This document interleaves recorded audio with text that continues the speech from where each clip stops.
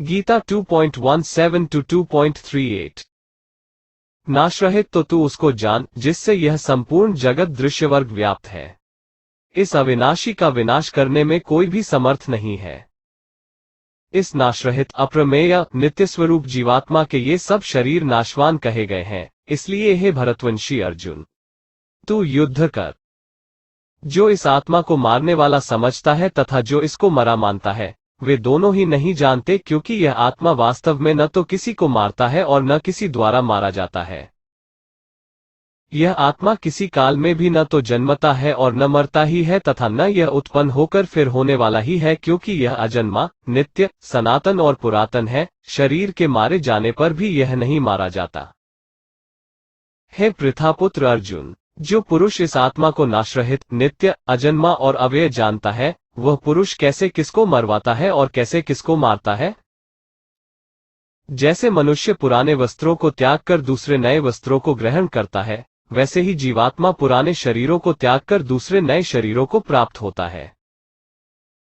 इस आत्मा को शस्त्र नहीं काट सकते, इसको आग नहीं जला सकती, इसको जल नहीं गला सकता और वायु नहीं सुखा सकता, क्योंकि यह आत्मा अच्छेद्य है। यह आत्मा अदाह्य, अक्लेद्य और निःसंदेह अशोष्य है तथा यह आत्मा नित्य, सर्वव्यापी, अचल, स्थिर रहने वाला और सनातन है। यह आत्मा अव्यक्त है, यह आत्मा अचिंत्य है और यह आत्मा विकार रहित कहा जाता है। इससे हे अर्जुन, इस आत्मा को उपर्युक्त प्रकार से जानकर तू शोक करने के योग्य नहीं है, अर्थात तुझे शोक करना उचित नहीं है। किंतु यदि तू इस आत्मा को सदा जन्मने वाला तथा सदा मरने वाला मानता हो, तो भी हे महाबाहो, तू इस प्रकार शोक करने योग्य नहीं है, क्योंकि इस मान्यता के अनुसार जन्मे हुए की मृत्यु निश्चित है और मरे हुए का जन्म निश्चित है। इससे भी इस बिना उपाय वाले विषय में तू शोक करने योग्य नहीं है।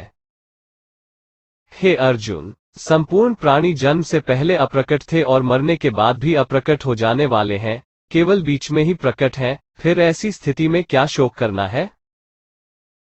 कोई एक महापुरुष ही इस आत्मा को आश्चर्य की भांति देखता है और वैसे ही दूसरा कोई महापुरुष ही इसके तत्व का आश्चर्य की भांति वर्णन करता है तथा दूसरा कोई अधिकारी पुरुष ही इसे आश्चर्य की भांति सुनता है और कोई कोई तो सुनकर भी इसको नहीं जानता। हे अर्जुन, यह आत्मा सबके शरीर में सदा ही अवध्य, जिसका वध नहीं किया जा सके, है।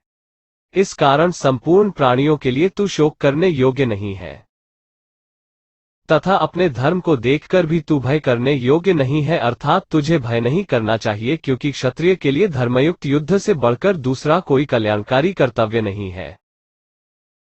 हे पार्थ, अपने आप प्राप्त हुए और खुले हुए स्वर्ग के द्वार रूप इस प्रकार के युद्ध को भाग्यवान क्षत्रिय लोग ही पाते हैं। किंतु यदि तू इस धर्मयुक्त युद्ध को नहीं करेगा तो स्वधर्म और कीर्ति को खोकर पाप को प्राप्त होगा तथा सब लोग तेरी बहुत काल तक रहने वाली अपकीर्ति का भी कथन करेंगे, और माननीय पुरुष के लिए अपकीर्ति मरण से भी बढ़कर है।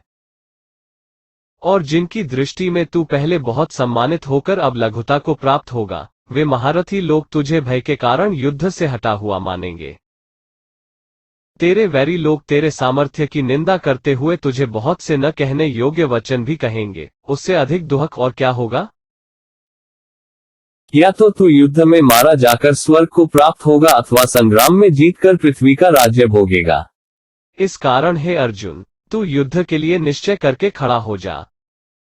जय पराजय, लाभ हानि और सुख दुख को समान समझकर उसके बाद युद्ध के लिए तैयार हो जा। इस प्रकार युद्ध करने से तू पाप को नहीं प्राप्त होगा।